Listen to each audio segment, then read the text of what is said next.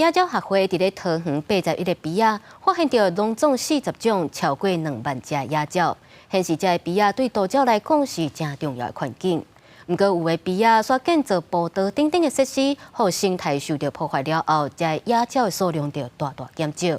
所以学会嘛呼吁市府要重视生态问题。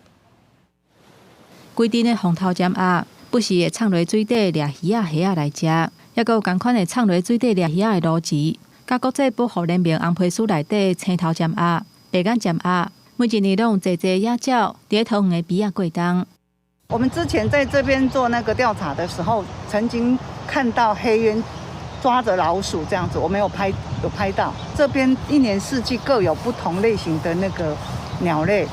桃园的鳖仔真侪，野鸟学会去年11月至今年2月，伫81个猪仔调查，发现拢总有40种20533只野鸟来到遮生活。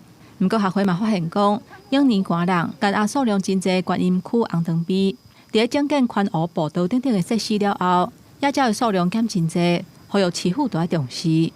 红糖陂在5年前左右的时候，差不多1000多只的风头潜鸭。可是现在因为公园的改造，其实它便利了人，可是它不便利了这些野动，所以呢，其实风头潜鸭到现在目前已经没有半只了。未来如果说要新建在湖边做一些游戏的设施，其实要从生态跟人的角度一起去考量。